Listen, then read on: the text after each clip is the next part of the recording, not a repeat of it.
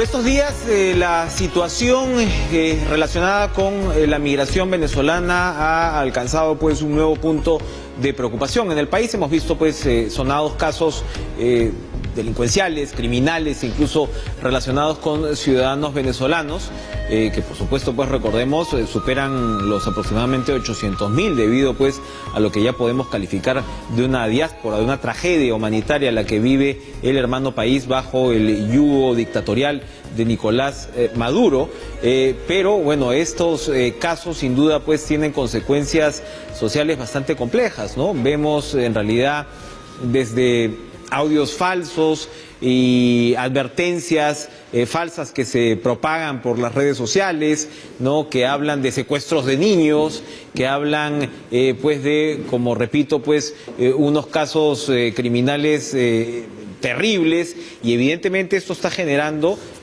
no hay que negarlo, una, no sé si llamarla ola, pero sí un malestar, brotes de xenofobia que realmente preocupan. Y que en realidad, pues como sabemos, acabamos de tener en el noticiero incluso declaraciones de venezolanos en el interior del país que señalan pues que caiga todo el peso de la ley sobre quien tiene que caer, y que ellos vienen en su grandísima mayoría a trabajar. Pero bueno, son situaciones complejas las que se vive en este momento para los venezolanos en el Perú, y para conversar sobre esta materia se encuentra con nosotros Paulina Fachín, venezolana, por supuesto, activista conocida en nuestro país y preocupada, sin duda, con la situación. Paulina, gracias por estar con nosotros. Buenas noches. Hola, Enrique, buenas noches. Gracias a ti por la invitación. ¿Cómo abordar una situación como la que se vive? Sin duda, siempre la cultura mediática, ¿no? De alguna manera, no sé si va a exagerar situaciones como estas, pero el hecho es que los casos están, sí, ¿no? Y los casos se dan. Y se ha dado una suerte de punto de quiebre con este terrible crimen, ¿no? Este descuartizamiento que tiene que ver, como hemos visto, que es una historia terrible, porque en realidad pues estamos hablando de microcomercializadores de droga que de alguna manera se disputan una zona, en este caso era la zona de Fiori, que se convirtió pues de alguna manera en tierra de nadie, pero que por 500 soles finalmente pues terminan en un crimen de esta naturaleza, y eso impacta sin duda a la sociedad como fuera. ¿Qué hacer? ¿Qué hacer? ¿Cómo abordar esta situación? ¿Cómo ser pedagógicos? ¿Cómo tener compasión, empatía y al mismo tiempo pues castigar a quien se debe, ¿no? Bueno, yo creo que lo primero que hay que hacer es no generalizar. No generalizar, entendiendo que en las sociedades, sin importar la nacionalidad, hay gente buena, hay gente mala, hay gente menos buena y hay gente menos buena, menos mala, ¿no? Y que no tiene que ver tampoco con un tema de nacionalidad. Acá en el Perú también han ocurrido hechos terribles, y en otras partes del mundo también han ocurrido hechos terribles. Más tiene que ver con los valores, la educación, la ética, la moral de cada uno de los ciudadanos. Nosotros llevamos adelante una campaña de Los Buenos Somos Más porque buscamos integrar a los venezolanos, a este pueblo peruano que nos ha recibido. Pero también buscamos que los peruanos entiendan, y sé que no es sencillo porque la migración ha sido muy alta. Claro, es un fenómeno que escapa de lo común, sin duda. Claro. O sea, recibir 800.000 personas en un periodo de tiempo más o menos corto, pues evidentemente va a generar unos impactos grandes, ¿no? En 2 años. Recordemos que estos 2 últimos años tenemos en Venezuela una crisis humanitaria que ha generado esta diáspora significativa, que ha tenido un impacto muy fuerte en la región, una región que no estaba acostumbrada a recibir migrantes de su propia región, sino más bien nosotros siempre estábamos acostumbrados como suramericanos a migrar a Europa o a migrar a Estados Unidos, pero recibir nosotros hermanos de otro país en la cantidad que estamos en estos momentos saliendo los venezolanos es complicado. Ahora, detengámonos ahí un segundo, porque claro, tú bien señalas que por supuesto aquí hay criminalidad, sin duda, ¿no? Sí. ¿Cómo no recordar aparte periodos bastante complejos que se ha vivido con la seguridad ciudadana? Es decir, lo que han sido el tema de los secuestros, los que trabajan desde el penal, qué sé yo. Sí, es terrible. Pero coincidimos esta semana en un evento en el Congreso y tú misma contabas cómo en Venezuela de todas maneras se ha degradado la situación de la criminalidad en los últimos años, producto también en parte pues del desmadre político, ¿no?, en el que se vive. Tú comentabas, creo que no voy a ser infidente, que incluso tú habías sufrido 2 secuestros. Sí, estamos hablando de 2 secuestros al paso, allá. No, yo he sufrido la violencia en Venezuela y de hecho lo sufrí con mi hija y es una de las razones por las cuales yo vivo en el Perú desde el 2011. Eso es una realidad, además de ser siempre opositora en aquel momento del régimen de Hugo Chávez, hoy en el régimen de Maduro. Yo creo que lo importante es asumir como Estado que estamos frente a una migración masiva donde hay elementos que, sin lugar a dudas, son malos elementos, que hay que tener unos filtros importantes en frontera, sobre todo en frontera. Creo que la policía del Perú está trabajando en positivo, porque un ejemplo de ello es que atraparon al ciudadano venezolano en Tumbes, han atrapado a la gente. Los cuerpos de élite de la policía aquí trabajan bien, funcionan bien cuando exactamente, o sea, sin duda, ¿no? Han atrapado a la gente, pero también es importante que nosotros lo veníamos diciendo, y tú lo sabes muy bien, Enrique, porque te lo he comentado muchas veces, que aceptaran por lo menos los pasaportes vencidos, que era una forma de identificar al ciudadano, una forma más fidedigna y más segura para el Estado peruano. Y otra cosa que es muy importante... Porque al fin y al cabo tenían pasaporte de alguna manera, o sea, tenían claro, que ya fuese un antecedente. vencido, porque en Venezuela es casi imposible renovar. Hay problemas de identificación de la ciudadanía. Y otra cosa que lo comentábamos justamente en esta mesa de trabajo, porque los venezolanos estamos sumamente preocupados como comunidad y apenados con Tiene que ser muy desmotivador, ¿no? O sea, para gente que viene a hacer su vida acá y tener que enfrentar seguramente... Sí, estamos apenados con los hermanos peruanos que han tenido que ver a este tipo de individuos, vivirlos también, ¿no? Pero es importante, y quiero recalcarlo, que no debemos generalizar, porque en estos últimos 15 días hemos tenido despidos de venezolanos, hemos tenido persecución de venezolanos, hemos tenido casos en los cuales incluso el metropolitano se dice, no quiero que entren los venezolanos. Se han visto agresiones, ¿no? Y hay gente que se está subiendo al metropolitano porque va a su centro de trabajo. Entonces, a los niños, incluso en el colegio, le han hecho bullying, que si tu papá esto o que si tu papá aquello, que ni siquiera lo voy a repetir. Entonces, las redes sociales son muy dañinas. Las redes sociales, la cantidad de los memes pasan ya de ser graciosos a ser ya xenofóbicos. Sí, han sido terribles, pero nosotros estamos igual que preocupados, nosotros estamos siendo doblemente perjudicados. Primero, porque nosotros también somos víctimas de los delincuentes, y segundo, porque se ha aumentado la xenofobia, y entonces también corremos un riesgo, o muchos ciudadanos corren un riesgo en ese sentido. ¿Cómo hacer? ¿Cómo hacer? O sea, estamos hablando finalmente de cómo una sociedad debería reaccionar ante una situación compleja como esta, pero ¿cómo ir más allá? ¿Qué tipo de campañas estamos hablando? Decías, los buenos somos más, pero ¿cómo darla a conocer? Yo señalaba en este evento, pues, tratar de generar también una campaña con buenas noticias, ¿no? Con venezolanos que están haciendo, pues, no solamente su trabajo, sino de repente papeles relevantes dentro de su comunidad, porque estamos hablando finalmente de comunidades. La migración cambia la cara y los rostros de las sociedades y las comunidades, muchas veces y la mayoría para bien. ¿Cómo hacer para avanzar en esa dirección? Mira, yo creo que desde el punto de vista de seguridad del Estado, creo que deben trabajar más coordinadamente lo que es el Ministerio del Interior, Relaciones Exteriores, y tiene una importancia muy grande la Superintendencia Nacional de Migraciones y la custodia de las fronteras y los puntos de control migratorio. Eso es muy importante, y por eso estamos reunidos en el Congreso junto con los congresistas que pueden hacer leyes, junto con la comunidad venezolana que está preocupada. Nosotros hemos tratado de generar noticias positivas, y hace minutos antes que yo entrara estaba en televisión una noticia positiva, Juliana Bolívar. una joven Así venezolana que obtuvo, después de mucho trabajo, no solamente en su entrenamiento, sino legal para obtener la nacionalidad peruana, logró representar al Perú en los Panamericanos y logró obtener una medalla y obsequiársela al Perú. Y era una emoción, y te lo digo como venezolana, y de verdad se me pone la piel de gallina, porque era una emoción doble, porque era una emoción que bien... Ella es venezolana, pero qué alegría que el Perú tiene una medalla, porque uno también ama a este país. Entonces, también tenemos otras noticias positivas, como los 2 jóvenes médicos que presentaron las pruebas en el mes de agosto, y los 2 primeros puestos fueron de muchachos venezolanos. Estamos limpiando grupos de venezolanos puentes, hay médicos venezolanos prestando servicios, hay religiosos venezolanos prestando servicios en la iglesia, músicos entrenándonos la palabra, educando en música y dirigiendo orquestas en el Cusco.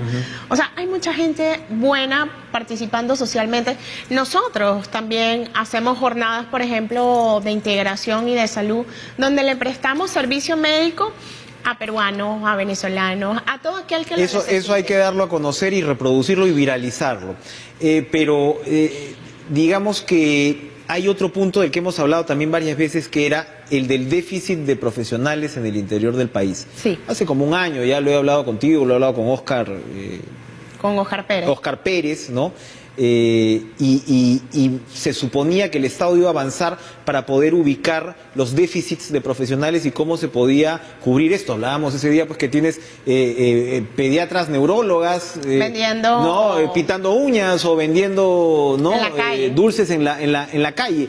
Y entonces es gente que bien se podría ubicar y otra vez generar un bien en comunidades que tienen pues gran falta de este tipo de profesionales. ¿Qué ha pasado ahí? ¿Por qué no se ha apurado este tipo de procesos? Porque hay un tema con la homologación de títulos, sobre todo en aquellos sectores como el caso de los médicos, lo cual obviamente el Perú tiene que tener un conjunto de normas, y así es todos los países, para homologar los títulos académicos en determinadas carreras como medicina, derecho o ingeniería. Pero tenemos una cantidad de profesionales venezolanos dispuestos a irse donde se tengan que ir, al interior del Perú, a prestar sus servicios con buena voluntad, porque también una realidad es que el 85% de la migración venezolana se concentra en Lima. Y es una concentración muy alta para una ciudad. Y muchos de los venezolanos que viven hoy en día en Lima no necesariamente vivían en Caracas, vivían también en regiones en Venezuela, por lo que para estas personas es habitual vivir en región. Entonces, feliz de la vida, un venezolano que viene del estado Guárico podría vivir en Tarapoto y se sentiría súper feliz. Lima además puede ser una ciudad hostil, o sea, es que efectivamente, ¿no? Sí, puedes vivir o en cualquier otro, en San Martín o otras zonas, ¿no? Muy bien, Paulina, ojalá, bueno, viralicemos estas buenas noticias, ¿no? Tratemos de avanzar en esa dirección y ojalá nuestra próxima conversación sea para celebrar el retorno de la democracia en Venezuela. Ojalá. Muchas gracias y buenas noches. Gracias por estar con nosotros. Vamos a ir a una pausa, pero vamos a regresar para conversar de la Junta Nacional de Justicia, la famosa Junta Nacional de Justicia. Recordemos que en parte todo lo que estamos viviendo comenzó por ahí, con la debacle del Consejo Nacional de la Magistratura y la Junta Nacional de Justicia, pues que hasta ahora no ha podido ponerse en práctica, y hoy han salido las nuevas bases. No se muevan.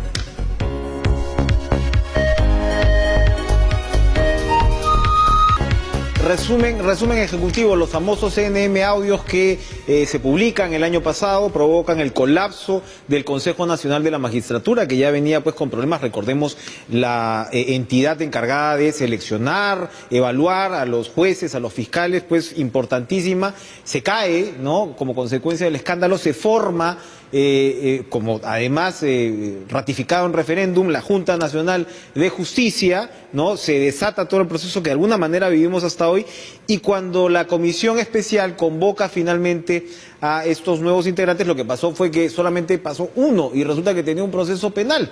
Entonces hubo una gran controversia, pero hoy han salido las nuevas bases para elegir finalmente a la Junta Nacional de Justicia, y el vocero de la Comisión Especial, el colega Armando Canchaya, se encuentra con nosotros para explicarnos cuál será el proceso y por qué esperamos que esta vez Armando sí ligue, sí vaya, que el parto de los montes pues finalmente tenga un buen resultado. ¿Cómo estás? Buenas noches, gracias. Muy bien, Enrique, muchas gracias. Sobre todo porque, mira, de las cosas que podemos considerar importantes y urgentes, la conformación de una junta como esta está entre las, es vital, claro, entre las prioridades, ¿verdad? Solemos hablar de la necesidad de una reforma de justicia y me parece que un comienzo visible para esto es la conformación de la Junta Nacional de Justicia. Tú bien hacías mención de que se trataba, hemos tenido una experiencia anterior, este es un proceso diferente, ya vamos a hablar seguramente sobre las diferencias, pero es un proceso que ha surgido además del esfuerzo y la participación de el aporte de especialistas, una manera distinta de evaluar, y también de la convocatoria a una cantidad de personalidades que ustedes probablemente ya han estado viendo bajo la idea de Juntos por la Junta, para poder explicarle a la ciudadanía la importancia de esto y por qué nos debe convocar a todos, ¿no? En las bases anteriores se criticó, entre otras cosas, bueno, hubo pues que no hubo los filtros adecuados, pero además la naturaleza de la prueba final, ¿no? Que no la pasó nadie, pues no la pasó ni juristas, se suponía relativamente destacados. Y claro, algunos decían que era una prueba que cualquier abogado podría resolver, otros decían que no tanto, porque era sumamente especializada, de repente ya estabas desconectado con algunos conceptos y demás. Y estas bases contienen una innovación importante, que es que lo que va a hacer al final el candidato cuando pase por todo el filtro es básicamente resolver un caso, abordar un caso jurídico y cómo se enfrentaría a él. Esto, digamos, tiene el objetivo de darle un acento de practicidad, de sentido común a quien pueda ingresar finalmente a la Junta, en lugar de ser un paporretero, por decirlo de alguna manera. Claro, que quizá era una de las observaciones que se podía hacer. Los abogados y los que estudian Derecho saben perfectamente que la forma de aprender el Derecho no es de manera memorística, ¿no? Por eso muchos exámenes se dan con todos los materiales y los códigos. Esta evaluación, la parte de conocimientos que está al comienzo, ahora está pensada justamente para que permita que los abogados puedan mostrar su comprensión de las normas, la correcta aplicación de las normas, un entendimiento del caso, la aplicación correcta de los principios del derecho, sustentarlos de manera lógica y con los parámetros que van a tener los evaluadores y finalmente resolver las dudas que hay. Si me permites, Armando, tú sabes cómo son estas interrupciones. Vamos a la Clínica Centenario, está saliendo la ambulancia con Keiko Fujimori, ¿entendemos? Adelante. Así es, muy buenas noches, Enrique. Es el traslado de la lideresa de Fuerza Popular, Keiko Fujimori, hacia el penal anexo de Chorrillos.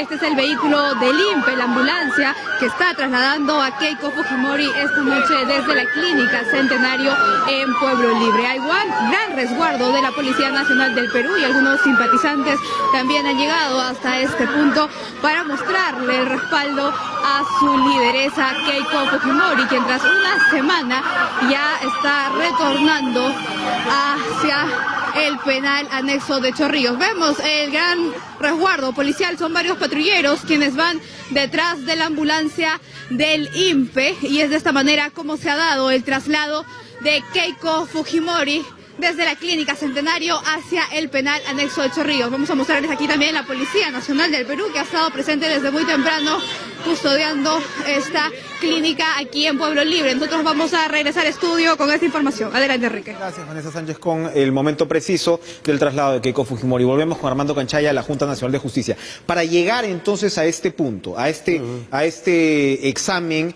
en el cual... Está al comienzo de la evaluación. Esto es al comienzo. Está al comienzo. ¿Cómo es el orden de los factores? O sea, lo primero, para que tú pases a lo siguiente, yo voy a tener que saber si eres un magistrado, pues, digamos, mínimamente capacitado para poder enfrentarse con un caso. ¿Luego qué sigue? Claro, luego sigue, por ejemplo, la evaluación curricular. Cada uno tiene que presentar, juntando los documentos, el famoso currículum, con los documentos que acrediten tu trayectoria, ¿verdad? Después tenemos la prueba de confianza, que es la prueba que incluye la presentación de documentación sobre tu patrimonio, sobre tu perfil socioeconómico. Hay una prueba también psicológica con especialistas que se van a convocar. Y finalmente los que obtengan el mayor puntaje pasan a las entrevistas con los miembros de la comisión especial. Interesante. Todo esto en una lógica de darlo con transparencia y permitir que la gente pueda tener confianza en el proceso. Por eso es que todo es abierto, todo es público. Y otra cosa, que hay un enfoque que se quiere destacar mucho por parte de la comisión, y es que los propios candidatos encuentren en el proceso un proceso de respeto a su trayectoria. Claro. Porque, claro, Porque lo que ocurre siempre pues es el famoso manoseo, como le dicen manoseo, ahora, ¿no? que no, claro, que no quiere decir que no deban ser sometidos a un escrutinio Hay una riguroso fiscalización, claro. de la gente y de los medios. Exacto. Eso. Pero con el respeto del caso Es lo que y corresponde. y no una exposición, digamos, innecesaria. Esto va a ser por internet. Comienza hoy. Comienza hoy la hasta qué inscripción. día de octubre. Hasta Eso es hasta el día 18 de octubre. 18 de octubre. Entonces, un abogado que quiera abordar o que quiera presentarse a este proceso, ¿cuáles son los requisitos mínimos que debe tener? Bueno, los requisitos mínimos, que son los que establece la ley, me permito, voy a leer para no olvidarme de ninguno de los importantes. Por ejemplo, tienes que ser abogado de todas maneras, tienes que ser peruano, ciudadano en ejercicio. Tienes que tener una experiencia profesional de 25 años en el caso de un abogado. Importante. Un docente universitario de 25 años y un investigador tiene que acreditar 15 años también en una investigación acreditada, en publicación de revistas indexadas, etcétera, ¿no? Muy bien. Vamos a ir a una pausa. Vale. Y regresamos con lo último de Caracas.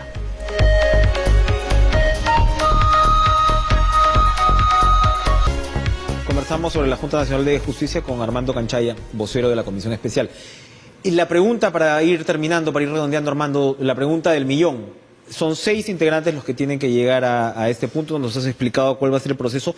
¿Cómo lograr que sean integrantes de calidad, que sean los integrantes que una junta con estas características, luego del proceso que hemos pasado, traumático probablemente en el país, realmente le dé la confianza a la población de que el Poder Judicial va a estar en buenas manos, por lo menos en términos de los nombramientos de los magistrados, de los nombramientos de fiscales? ¿Cómo lograr que sean gente idónea?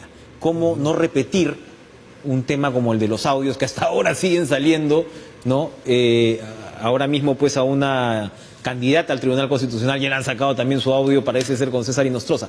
¿Cómo lograr que sean profesionales respetables los que entren a esta junta? Mira, en primer término, yo creo que una de las cosas clave es lograr convocar el interés de los mejores abogados profesionales del derecho, abogadas que están dedicadas justamente al derecho, y darles a ellos la confianza de que este cargo es un cargo de prestigio por las responsabilidades que tú has mencionado, y que los 7 integrantes de la Junta van a ser también quienes con su propio prestigio le den el brillo al cargo. Sin duda. Que eso es lo que hay que buscar. Para eso se ha pensado justamente hacer un proceso transparente y convocar a la mayor cantidad de gente para impulsar. Como te decía al comienzo, ustedes han visto la campaña y hay mucha gente de distintos quehaceres de la vida pública y del derecho que se han volcado a hacer esta convocatoria. Porque es un esfuerzo que hay que compartir todos, de todas maneras, ¿no? Creo que esto no tiene que ver con la política, esto tiene que ver con una función que nos afecta a todos, absolutamente todos, porque el nombramiento, la destitución, la evaluación de jueces, de fiscales, es una cosa que nos toca a todos, en todo el territorio nacional, en todo tipo de proceso. Y la urgencia es muy grande.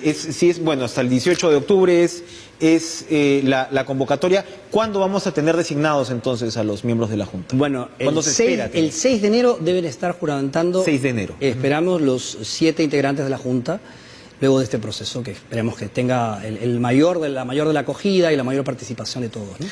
Bueno, que así sea. Suerte entonces en este proceso, y como bien lo señalas, va a darse de una manera, esperamos, sobria, pero al mismo tiempo transparente, Sí, ¿no? esa O sea, es la idea. La ciudadanía finalmente va a poder acceder a conocer, ¿no?, las trayectorias de estas personas y, otra vez, animar a abogados de experiencia, de renombre, y abogadas, por supuesto, porque finalmente, como dices, en una institución que recién se forja, las personas van a pesar muchísimo. De todas maneras. Las personas van a pesar muchísimo. Ellos son los que van a dar su impronta. Armando Canchaya, muchas gracias a ti, Enrique. Acompañarnos esta noche. Gracias a ustedes por acompañarnos esta semana. Sigan con Lucho Trizano, la información deportiva que viene buenísima, y nos reencontramos el lunes. Tengan un excelente fin de semana.